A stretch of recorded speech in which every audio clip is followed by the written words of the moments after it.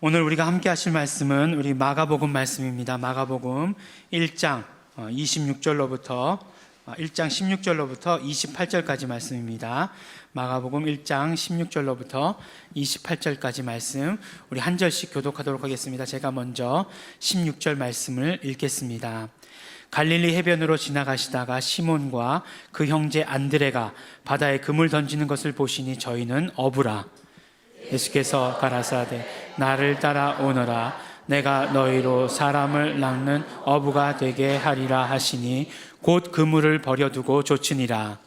조금 더 가시다가 세베대의 아들 야고보와 그 형제 요한을 보시니 저희도 배에 있어 그물을 깁는데 곧 부르시니 그 아비 세베대를 사꾼들과 함께 배에 버려두고 예수를 따라가니라. 저희가 가버나움에 들어가니라. 예수께서 곧 안식일에 회당에 들어가 가르치심에 무사람이 그의 교훈에 놀라니 이는 그 가르치시는 것이 권세 있는 자와 같고 서기관들과 같이 아니함일러라. 마침 저희 회당에 더러운 귀신 들린 사람이 있어 소리질러 가라되 나사렛 예수여, 우리가 당신과 무슨 상관이 있나이까? 우리를 멸하러 왔나이까? 나는 당신이 누구인 줄 아노니 하나님의 거룩한 자니이다. 예수께서 꾸짖어 가라사대 잠잠하고 그 사람에게서 나오라 하시니 더러운 귀신이 그 사람을 경련을 일으키게 하고 큰 소리를 지르며 나오는지라. 다 놀라 서로 물어 가로되 이는 어찌미뇨? 권세 있는 새 교훈이로다. 더러운 귀신들을 명한즉 순종하는도다 하더라. 함께 봉독하시겠습니다.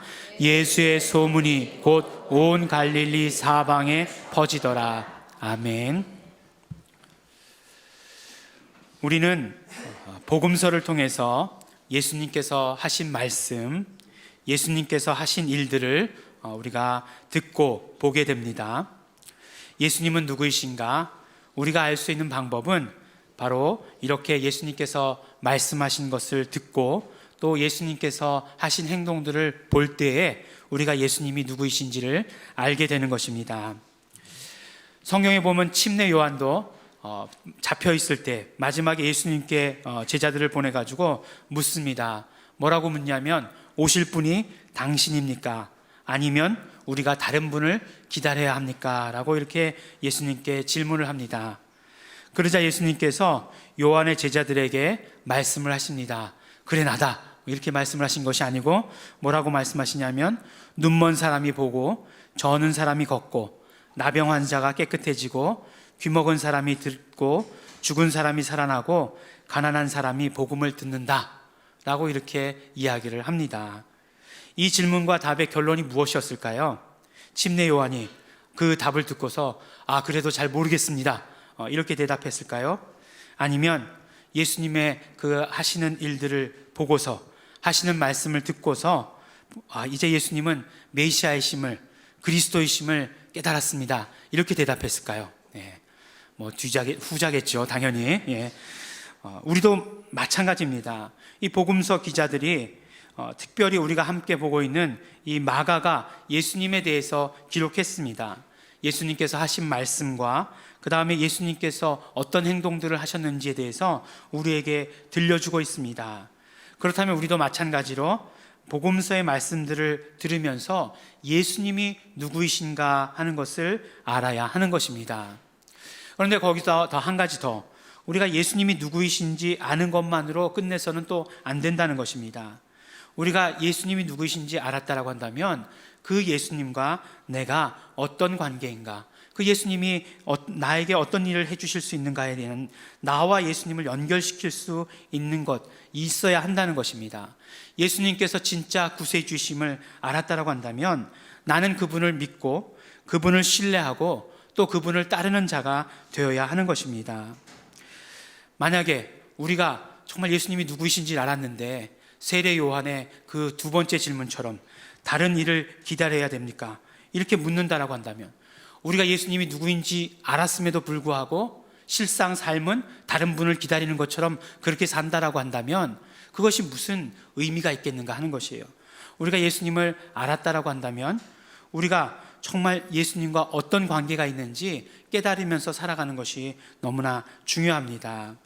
오늘 말씀 가운데서도 우리가 예수님은 누구이신지 말씀해 주시는 것을 우리가 듣기를 원하고, 또 예수님이 누구이신지 알았다라고 한다면 그 예수님과 나는 어떤 상관이 있는가 하는 것을 또한 우리가 말씀을 가운데 깨닫게 되기를 원합니다.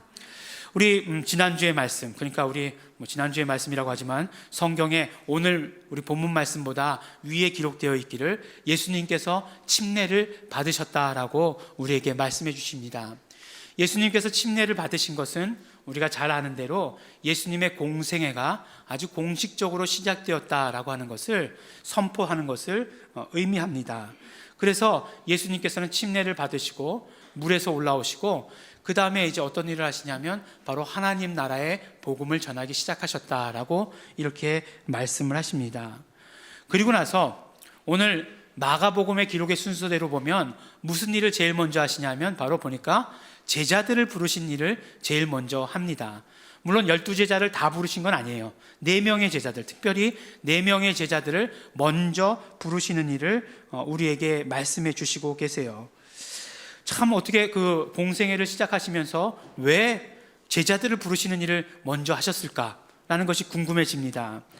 오늘 우리가 읽은 본문 말씀은 제자들을 부르시는 그 말씀과 더불어서 또 어떤 말씀이 기록되어 있냐면 이제 안식일에 회당에 들어가셔가지고 귀신 들린 자, 더러운 귀신 들린 자를 고쳐주시는 이 두 이야기로 되어 있습니다.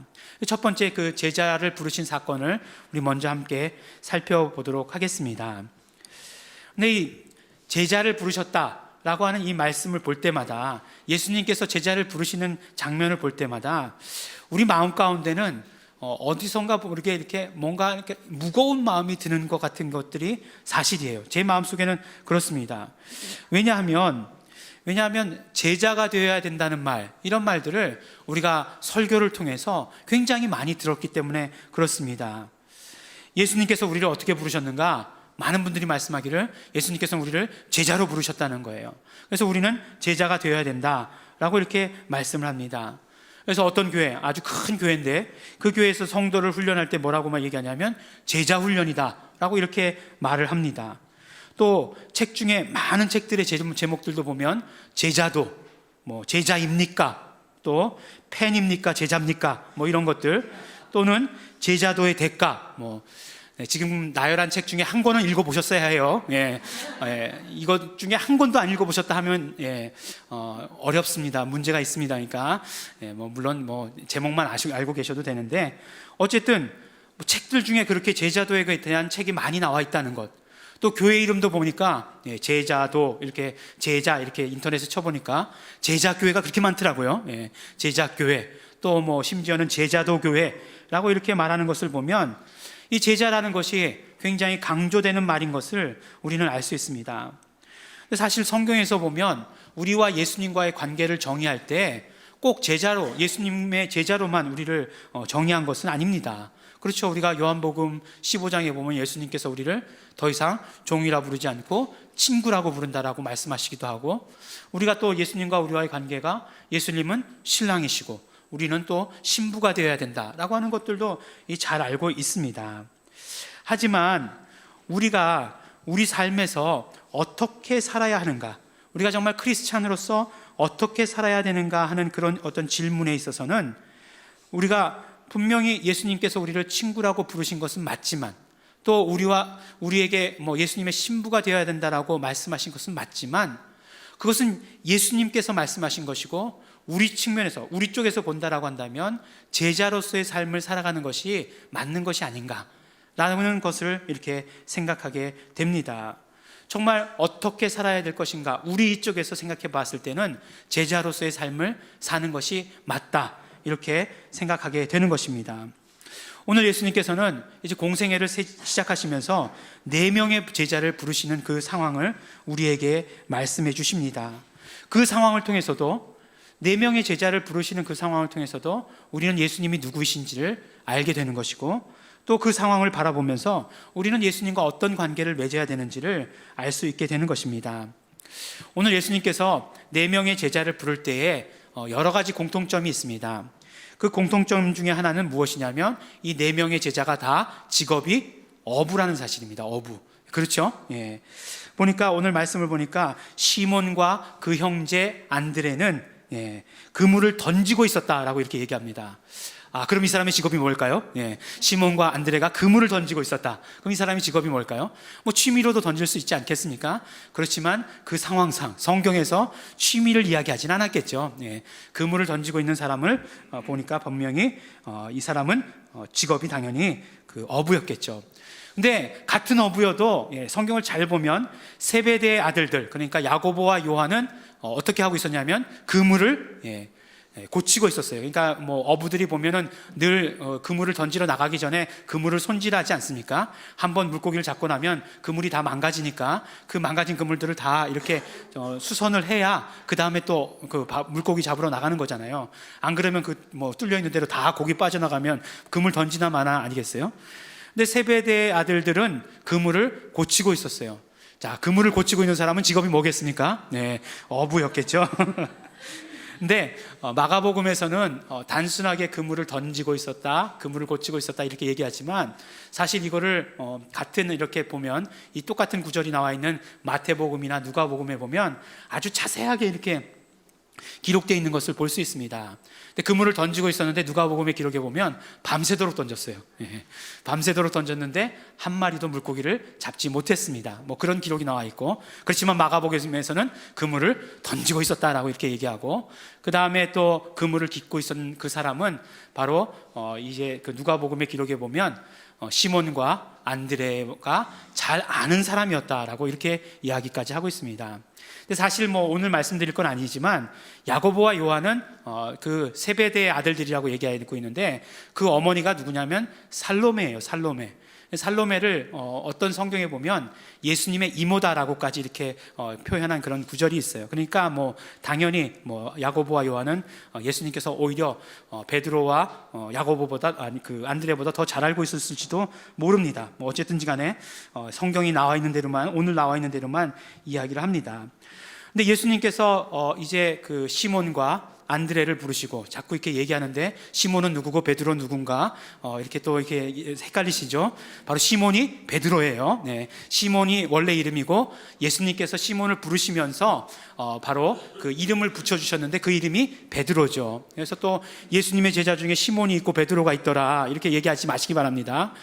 또 이제 어떤 분은 보면은 나중에 예수님께서 바요나 시몬아 내가 복이 있도다 이렇게 얘기하니까 바요나 시몬은 또 무슨 이름일까 이렇게 생각하시는 분이 계세요. 바요나 시몬아 그러면은 그냥 우리는 이제 얘기할 때 어떨 때는 친하게 얘기할 때는 이름만 얘기하고 뭔가 이렇게 조금 이렇게 격식 차려서 얘기할 때는 성까지 불러서 얘기하니까 바요나가 성이고 그 시몬이 이름인가 보다 이렇게 얘기하는데 바는 그 아들이란 얘기죠. 그러니까 요나의 아들 시몬아 이렇게 얘기하는 거예요. 그러니까 그것이 앞에 붙은 뭐 호나 뭐 그런 게 아니고요. 그러니까 요나의 아들 시몬아 이렇게 얘기하죠. 구약에 보면 여호수아를 얘기할 때 뭐라고 얘기하죠? 눈의 아들 여호수아 이렇게 얘기하잖아요. 그러니까 누구의 아들이라고 하는 것을 이야기를 합니다. 그래서 그냥 그렇게 얘기하는 것을 신약에서도 얘기하는 것뿐이에요. 시몬. 나중에 또 참 이렇게 또 이렇게 굉장히 조바심이 나서 얘기하는 건데 12제자의 이름 또 다 아십니까? 12제자의 이름을 성경에서 찾아보면 어떤 데는 이렇게 이름이 적혀 있는 것도 있고 어떻게 저렇게 이름이 적혀 있는 것도 있어요. 그러니까 요한복음에서 보면 예수님의 제자 중에 나다나엘이라는 사람이 나옵니다.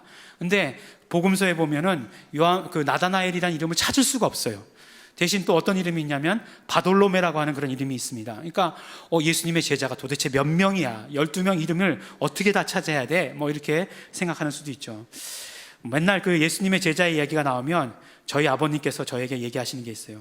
예수님의 제자 중에 누가 제일 먼저 예수님의 제자가 됐는지 아냐? 이렇게 물어보십니다. 그러면 오늘 말씀을 보면 틀림없이 시몬이에요. 베드로예요. 근데 또 요한복음에 보면 누가 제일 먼저 됐냐면 안드레가 먼저 됐습니다. 그래서 또 어떤 때 보면, 어떤 성경에 보면 안드레가 형이고 베드로가 동생이다라고 얘기하고 있는데, 표준 세번역의 번역을 보면 안드레가 동생이고 베드로가 형이다 이렇게 얘기하고 있습니다. 별로 중요하진 않아요. 왜냐하면 원어 성경에는 그냥 형제라고만 나오기 때문에 별로 누가 형이고 누가 동생인 거는 중요하지 않습니다. 그러나 중요한 것은 그들의 직업이 어부였다는 것, 4명 다 어부였다는 것입니다. 이 어부를 부르시면서 뭐라고 말씀하시냐면, 나를 따라오라, 내가 너희로 사람을 낚는 어부가 되게 하겠다라고 이렇게 말씀을 하십니다. 이 말씀이요, 참 예수님께서 어부를 보시면서 이렇게 말씀하셨다는 것이 얼마나 참 절묘한 말씀인지 모릅니다. 이 어부라는 게 뭐예요? 어부라는 것은 물고기를 낚아야 되는 그런 직업을 가진 사람이잖아요. 그런데 이제 물고기를 낚는 것이 아니라 대신에 사람을 낚는 자가 되게 해주시겠다라고 이렇게 말씀해 주시는 것 아니겠습니까? 참 이 성경을 읽다가 요새는 낚는다라고 얘기하면 굉장히 부정적인 말이에요. 그죠? 뭐 낚였다 이렇게 얘기하면 굉장히 안 좋은 말입니다. 이게 성경에 있는 말씀들을 참 그냥 이제 얘기하기도 어려운 그런 시대가 점점 되어갑니다. 하지만 예수님께서 이들을 정말 제자로 부르셨다는 것, 그리고 제자로 부르시면서 사람을 낚는 어부가 되게 하겠다라고 이렇게 말씀하신 것은 무엇이냐면, 너희들 인생에 있어서 가장 큰 목적을 바꿔주신다라고 이렇게 말씀하시는 것이에요. 더 이상 물고기를 잡는 삶이 아니라 사람을 낚는 그런 삶으로 바꿔주시겠다라고 그렇게 말씀하신 것이고, 너희의 삶을 그렇게 인도하겠다라고 말씀하신 것입니다. 제가 이제 대학교에 다닐 때에 비다누에바라고 하는 청년 대학생 프로그램을 했습니다. 저는 언제나 비다누에바를 통해서 예수님을 만났습니다라고 이렇게 이야기를 합니다. 사실 보면 저는 아주 어려서부터 교회에 다녔습니다. 부모님이 믿으시니까 아마 어머님 등에 업혀서부터 그렇게 교회를 다녔고, 제 기억으로는 제가 혼자서 유치부, 초등부, 그 다음에 중고등부, 대학부 다 혼자서 열심히 다녔던 걸로 생각합니다. 주일학교 때부터 대학교 때까지 지금까지 주일을 몇 번 빼먹었느냐, 예배를 몇 번 빼먹었느냐, 10손가락 안에 쥐을 수 있을 것 같아요. 그렇게 빠지지 않고 열심히 다녔습니다. 그럼에도 불구하고 비다누에바를 통해서 예수님을 만났다라고 이렇게 이야기하는 것은, 그 비다누에바를 통해서 제 삶이 어떻게 살아야 되는가 하는 것을 결정했기 때문에 그렇습니다. 잘 아시는 대로, 여러분들 다 잘 아시는 대로 제 대학교 때 전공이 수의학이었습니다. 근데 이제 대학에 다닐 때, 그러니까 수의학과 다닐 때 이제 비다누에바를 했으니까 그때부터 이제 심각한, 그리고 구체적인 이제 질문들을 하게 되는 것이에요. 어떤 질문이냐면, 어떻게 예수님을 전하시겠습니까? 하는 그 질문들을 이제 하게 되는 거죠. 근데 사실 그 질문들을 저 스스로에게 하면 좀 막연하다라는 그런 생각이 들었어요. 어떻게 전해야 되나라고 하는 생각을 하면서 그 상황에 맞게 이제 답을 하기 시작했습니다.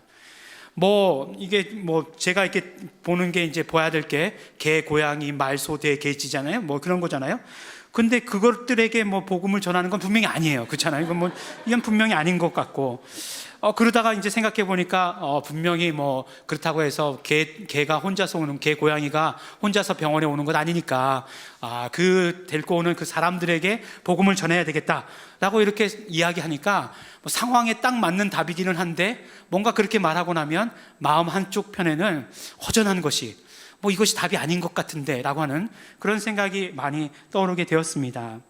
그러다가 정말 성경 공부하면서, 비다누에바 경험하고 성경 공부하면서 정말 가장 중요한 나의 삶의 그런 어떤 그 목적이 바뀌게 된 거죠. 그래서 이제 더 이상 개, 고양이가 아니라 바로 사람의 영혼을 예수님께로 인도하는 그런 삶을 살아야 되겠다라고 이렇게 다짐하게 된 것입니다. 예수님께서는 우리를 부르십니다. 우리를 부르시면서 가장 중요한 우리의 삶의 목적이 바뀌도록 해주시는 것이에요. 예수님께서는 우리를 부르시면서 가장 중요한 우리의 삶의 목적을 바꾸게 해주시는 분이 바로 예수님이십니다. 근데 재밌게도 보니까요, 요한과 안드레, 그러니까 야고보와 요한이죠. 섞어서 얘기하고 있는데, 세베대의 아들 야고보와 요한을 부르실 때에는 나를 따라오라 그런 얘기도 안 하십니다. 그냥 이름만 부르세요. 야고보와 요한 이름만 부르십니다. 그런데 첫 번째 궁금한 건, 어떻게 예수님께서 그들의 이름을 다 아셨을까? 예수님이시니까, 하나님이시니까 다 아셨겠죠. 우리 찬양에도 그런 찬양 있잖아요. 내 이름 아시네, 내 모든 생각도, 그런 거, 내 모든 생각도 아시고 내 이름도 아시니까 당연히 예수님 이름 아시겠죠. 근데 더 놀라운 사실은 뭐냐면 이름만 불렀는데 어떻게 그들은 아버지도 버려두고, 같이 일하던 사람들도 다 버려두고, 배도 다 버려두고 예수님을 따랐을까라는 그런 궁금함이 들기도 합니다. 그런데 중요한 것은 무엇이냐면 예수님께서 우리를 부르신다는 것이에요. 정말 우리 인생 가운데 가장 중요한 것이 무엇인지 예수님은 먼저 아셨기 때문에 우리를 부르시고 우리 인생의 가장 그 중요한 것으로 우리를 인도하신다라고 하는 것입니다. 그리고 우리 한 사람 한 사람의 이름을 불러가면서 우리 한 사람 한 사람을 부르신다라고 우리에게 말씀해 주시는 것입니다. 근데 재밌게도 아까 말씀드렸던 여러 가지 공통점 중에 또 한 가지 공통점이 뭐냐면 그들의 반응이 공통적이었습니다. 뭐냐면 그들의 반응은 바로 곧이었어요. 곧 그물을 버려두고 조춘이라, 곧 배에 버려두고 예수님을 따라가니라 라고 하시는 그런 곧이었다라고 하는 그런 사실이에요. 우리 한 사람 한 사람 이름을 부르실 때 우리 같으면 뭐라고 말씀하겠습니까? 예수님, 제가 기도해보고 응답드리겠습니다 라고 얘기한다든지, 조금만 기다려 주십시오, 저에게도 생각할 시간을 주셔야 되지 않습니까? 라고 말한다든지 하게 될 텐데, 그런 것이 아니라 바로 곧 응답했다라고 하는 그 사실. 그러므로 예수님께서 우리를 한 사람 한 사람을 부르실 때, 우리 한 사람 한 사람의 이름을 불러가며 부르실 때 우리의 응답도 예수님께 대해서 곧 응답해야 되는 것, 곧 따라 움직여야 한다는 것, 곧 예수님을 따라갈 수 있어야 되는 것이라고 우리에게 말씀해 주시는 것입니다. 오늘 우리 본문 말씀, 읽은 본문 말씀의 두 번째 이야기는 무엇이냐면 더러운 귀신 들린 사람을 고쳐주시는 그런 이야기입니다. 그 이야기가 되는 곳이 배경이 보니까 바로 가버나움입니다. 그러니까 당연히 어부들을 찾아서 돌아다니실 때는 갈릴리 해변으로 따라 돌아다니셨겠죠. 그러다가 이제 가버나움에 들어가십니다. 물론 그렇다고 해서 가버나움이 갈릴리 해변과 떨어져 있는 곳은 아니고 갈릴리 해변에 있는 그런 어떤 도시입니다. 그곳에 들어가셔서 이제 마침 안식일이 되어서 성전에 들어가셔서 말씀을 전하십니다. 근데 예수님께서 가르치시는데 사람들의 반응이 어떠냐 보니까 바로 사람들의 반응이 놀랐다는 거예요. 반응이 놀랐다는 것입니다. 왜 놀랐는가? 바로 예수님의 가르치심은 서기관들과 같지 않고 권세 있는 자와 같았기 때문에 놀랐다라고 이렇게 말씀을 하십니다. 그럼 예수님의 말씀이 권세 있는 자와 같았다는 것이 무슨 의미냐 하는 것이죠. 권세 있는 자. 권세 있는 자라고 하는 것은 무슨 말씀이냐면 자신이 말한 것과 자신의 모든 행동을 일치시킬 수 있는 사람이 권세 있는 사람입니다. 우리가 다 그렇게 얘기하죠. 말로는 뭘 못해. 그렇게 얘기하잖아요. 어떤 분이 와가지고 김채원 목사 참 수고하는데 여기 이렇게 앞에 공사하는 거 그 공사장 내가 김채원 목사 위해서 교회 지을 거야. 이렇게 얘기한다고 해봅시다. 말로는 뭘 못하겠어요. 교회를 하루에 몇 개씩 짓고 내리고 하는 것들 할 수 있겠지만, 그렇지만 실질적으로 그런 능력이 있어야 되는 것 아니겠어요? 우리가 쉽게 잘 아는 대로 예를 들자면 왕에게는 그런 능력이 있다라고 이렇게 이야기를 합니다. 왕은 자기가 말한 것이 곧 법이다라고 얘기할 수 있을 정도로 백성들에게 혹은 누구에게 이야기한 것을 실현해 줄 수 있는 그런 힘이 있다, 능력이 있다, 그렇게 이야기하는 것이죠. 그런 능력이 있는 사람들 굉장히 많이 있어요. 사실 제가 그 방위 생활을 분당에서 했는데, 거기 이제 그 부대가 이렇게 있으면 그 부대의 부대장도 왕과 같은 역할을 합니다. 그래서 이렇게 늘 이렇게 돌잖아요. 산책도 돌고, 사실은 부대장님보다 부대장님 사모님이 훨씬 더 큰 힘이 있더라고요, 보니까. 그래가지고 지나다니시다가 저쪽에 저 나무가 이렇게 얘기하잖아요. 그럼 그 다음날 나무가 없어져요. 저쪽에 언덕이 이렇게 얘기하잖아요. 그 언덕을 다 깎아버려요. 이런 식으로 다 그 말을 하는 것과 행동이 일치될 수 있는 그런 능력이 있으신 분들이 계십니다. 그런데 예수님께서 바로 이렇게 권세 있는 자와 같았다는 거예요. 근데 무엇이 그렇게 권세 있는 자와 같은 그런 가르침을 주셨는가? 그냥 권세 있는 자와 같았다라고만 이야기하면 우리가 잘 몰랐을 텐데, 그 밑에 어떤 예화를 하나 들어주고 계세요. 어떤 일이 일어났는데 마침이라고 시작하는 예화를 들어주고 계십니다. 예수님께서 가르치실 때 거기 마침 더러운 귀신 들린 그런 사람이 한 사람 있었다라고 하는 것이에요. 그리고 그 더러운 귀신 들린 사람은 예수님을 알아봤습니다. 그러니까 예수님을 알아보고 나서 막 소리를 지르는 거죠. 예. 우리가 쉽게 얘기하면 뭐라고 얘기하죠? 발작을 한다 이렇게 얘기하잖아요. 그래서 막 그냥 귀신이 막 소리를 지르게 합니다. 근데 만약에 우리 이렇게 예배 조용히 드리고 있는데 누가 뭐 귀신 들린 사람이 하나 있어가지고 막 큰 소리를 지른다라고 한다면 아마 모든 시선이 다 그리로 집중이 될 거예요. 근데 큰 소리를 지르는데 뭐라고 큰 소리를 지르냐면 이렇게 이제 말하기 시작하는 거죠. 예수여, 우리가 당신과 무슨 상관이 있습니까? 이렇게 얘기해요. 그 다음에 두 번째로 뭐라고 얘기하냐면 우리를 멸하러 왔습니까? 이렇게 물어보는 거예요. 그 다음에 세 번째로는 나는 당신이 누구인지 아는데 당신은 하나님의 거룩한 자입니다 라고 이렇게 말을 합니다. 근데 우리가 지난주에 말씀을 통해서 우리 함께 나눴죠. 예수님께서 하나님 나라의 복음을 전하셨다라고 이렇게 말씀을 함께 나눴습니다. 그런데 예수님께서 전하셨던 하나님 나라의 복음은 무엇이었습니까? 바로 예수님께서 이 땅에 오심은 마귀를 멸하시고 첫 번째가, 그 다음에 두 번째가 바로 마귀의 종로를 타는 우리를 구원하기 위함이었다라고 이렇게 말씀하지 않았습니까? 그러니까 예수님께서는 하나님 나라의 복음을 전하시고 그 전하신 복음과 전혀 다르지 않은, 그 전하신 복음과 일치되는 그런 어떤 행동들을 하셨다라고 이렇게 말씀하신 것이에요.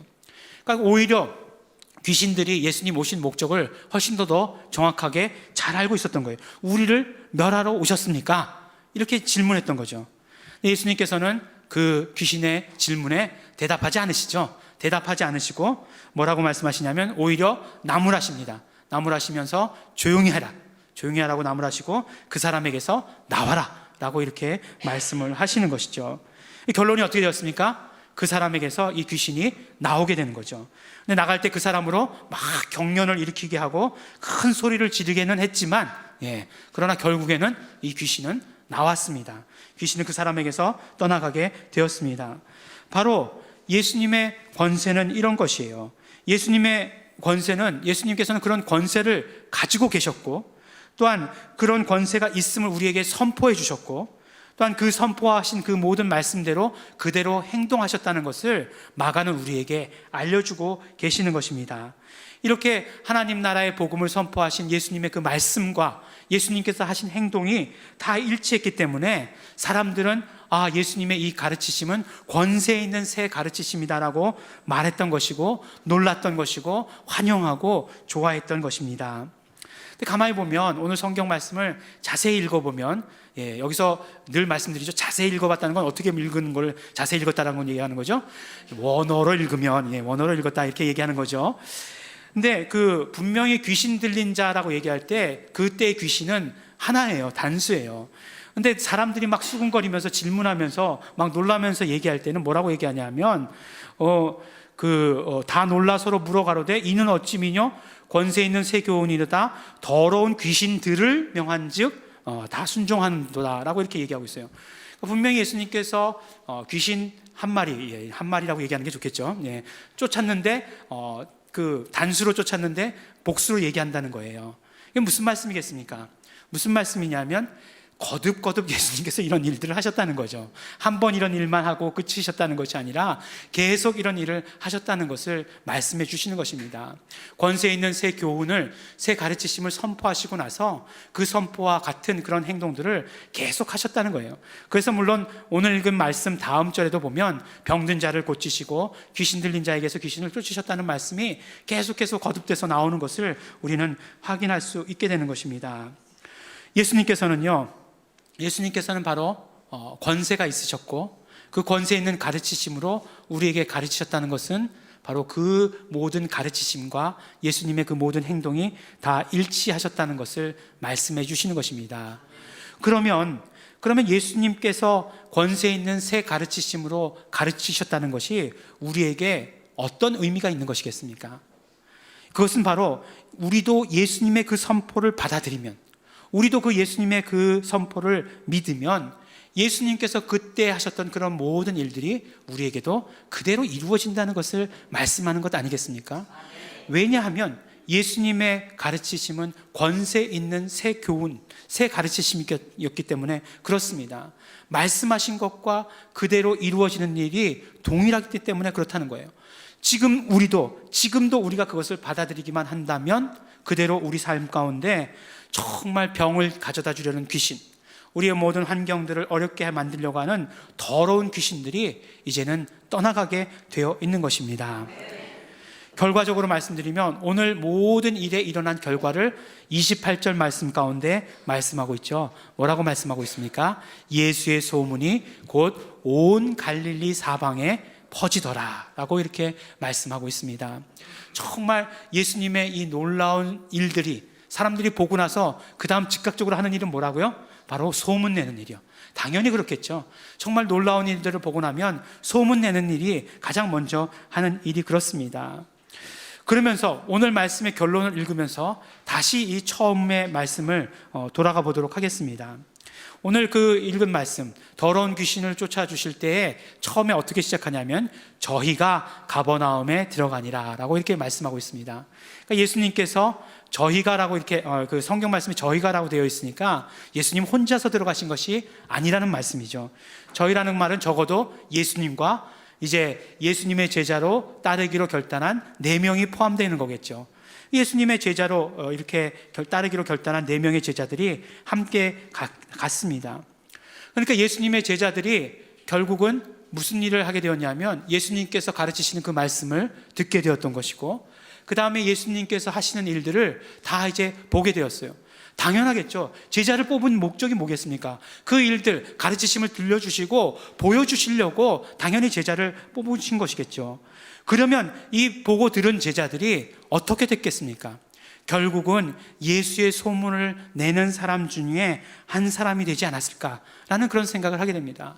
이것이 나중에 성령님께서 임하셨을 때에 사도행전에 보면 더 구체적으로 우리에게 기록해 주고 계시잖아요. 오늘 우리가 그것을 모른다라고 가정하고 이제 본다 할지라도 그것을 보고 듣고 경험한 자가 결국은 나가서 그거 이루어지는 일들을 전하게 되어 있다라고 하는 것입니다. 그렇다라고 한다면 우리가 정말 예수님의 제자가 된다는 것은 무엇일까라는 것을 다시 한번 생각해 보게 돼요. 우리가 예수님의 제자가 된다라고 할 때 우리 마음 가운데 늘 묵었던 것은 무엇이냐면 예수님의 어떤 가르치심에 대해서 나는 다 순종하지 못하는데 라고 하는 그런 어떤 생각을 가질 때 나는 예수님의 제자가 아니야 라는 생각을 하게 되고, 또 예수님의 가르치신 모든 것들을 나는 다 알고 있지 못해 라는 그런 어떤 생각을 할 때에 나는 예수님의 제자라고 말하는 것이 너무 부담스러워 라고 하는 그런 생각을 갖게 된다는 것입니다. 하지만 예수님께서도 그렇고 성경의 모든 말씀들을 볼 때 예수님의 제자라고 했을 때 그 예수님의 제자라고 하는 것의 강조점은 무엇이냐면 바로 예수님의 증인이 되는 것이 바로 강조점이 있었다라고 한다는 것입니다. 우리가 비록 예수님의 말씀을 다 지키지 못한다 할지라도, 예수님의 말씀을 다 들었지만 다 기억하지 못한다 할지라도, 예수님의 말씀하신 그 신학을 우리가 다 깨달지 못한다 할지라도, 그러나 중요한 것은 우리가 예수님의 제자가 되어야 된다라고 말하면서 중요한 것은 바로 예수님을 증거하는 사람, 예수님의 증인되는 사람이 되어야 된다라고 이렇게 말씀하고 있는 것이 아니겠는가 하는 거예요. 예수님께서 말씀하신 것이 바로 권세 있는 새로운 가르치심이셨습니다. 그렇다고 한다면 그것을 우리가 그 현장에서 듣고 경험한 사람으로서 그것을 전하는 사람이 되어야 되는 것이 바로 예수님의 제자가 아니겠느냐라고 오늘 우리에게 말씀해 주고 계시는 것입니다. 예수님께서는요, 우리 한 사람 한 사람의 이름을 다 아시고 우리 한 사람 한 사람의 이름을 불러주셨습니다. 왜 부르셨을까요? 우리의 그런 인생의 가장 큰 목적이 무엇인지를, 목적이 무엇이 되어야 하는지를 가르쳐 주시기 위해서 우리를 제자로 부르신 것입니다. 우리가 제자로 부르심을 받았다라면 우리는 그럼 무엇을 해야 됩니까? 바로 예수님께서 무슨 말씀을 하셨는지 들어야 되는 것이고, 예수님께서 어떻게 행동하셨는지를 보아야 하는 것입니다. 그것이 제자가 해야 되는 일이고, 또한 이제 그렇게 듣고 보고 깨달았다고 한다면 이제는 예수님의 증인으로서의 삶을 살아야 되는 것이다라고 우리에게 말씀해 주시고 계시는 것입니다. 사랑하는 우리 예일중앙교회 성도 여러분, 예수님은 계속해서 말씀드리지만 우리 한 사람 한 사람을 부르셨습니다. 우리 한 사람 한 사람의 이름을 아시고 우리 한 사람 한 사람의 이름을 불러주시면서 우리를 부르셨습니다. 제자로 부르셨습니다. 하나님 나라의 복음을 전하고 증거하는 자로서 우리를 쓰시기를 원하고 계시는 것입니다. 그렇다라고 한다면 우리는 그 예수님의 부르심에 즉시 곧 응답하는 자가 되어야 할 것입니다. 예수님의 권세 있는 새 가르치심으로 말씀하시는 그 말씀들이 우리 삶에 또한 그대로 이루어져야 할 것입니다. 우리는 이제 예수님의 제자로서의 삶, 그리고 또한 축복의 삶을 살아가는 그러한 성도 여러분들이 되시기를 예수 이름으로 축원합니다. 우리 이 시간 함께 기도하시겠습니다. 우리 이 시간에 기도하실 때 먼저 우리 감사하시면서 우리 함께 기도하기를 원합니다. 예수님께서 우리를 한 사람 한 사람, 정말 믿는 자 한 사람 한 사람을 구원하실 뿐만 아니라 또한 우리 한 사람 한 사람의 이름을 불러가시면서 우리를 제자 삼아 주신 것 너무나 감사하고 고맙습니다. 우리 이제 제자로서 부르심을 받았으니 예수님께서 하신 말씀들을 듣고 예수님께서 하신 일들을 보고 예수님께서 하신 그 모든 일들을 전하는 그런 제자의 삶을 살게 하여 주시옵소서. 소원합니다. 결단합니다. 우리 감사와 소원과 결단의 기도 우리 함께 통성으로 기도하시겠습니다.